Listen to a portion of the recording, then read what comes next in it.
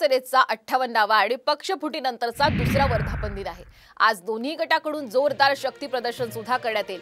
ठाकरे गट षण्मुखानंद सभागृहामध्ये वर्धापन दिन साजरा करताय, तर उद्धव ठाकरेंसह आदित्य ठाकरे आणि ठाकरे गटाचे इतर बडे नेते या कार्यक्रमाला हजर राहणार आहेत। तर दुसरीकडे वरळी डोम मध्ये शिंदे गटाचा कार्यक्रम असणार आहे। यावेळी मुख्यमंत्री शिंदे यांच्यासह त्यांच्यातील आणि त्यांच्या सोबत असणाऱ्या त्यांच्या गटातील इतर दिग्गज नेते सुद्धा या कार्यक्रमाला उपस्थिती लावतील। त्यामुळे आज खरं तर या दोन्ही गटाच्या माध्यमातून होणाऱ्या या वर्धापन दिनाकडे संपूर्ण राज्याचं लक्ष असेल।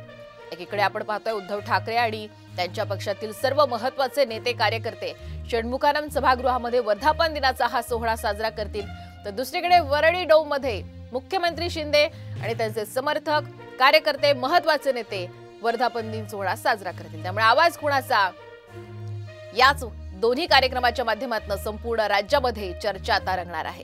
या वर्धापन दिन सोहळ्याच्या निमित्तानं शिंदे गट आणि ठाकरे गट आपलं शक्ती प्रदर्शन करण्याचाच प्रयत्न करेल।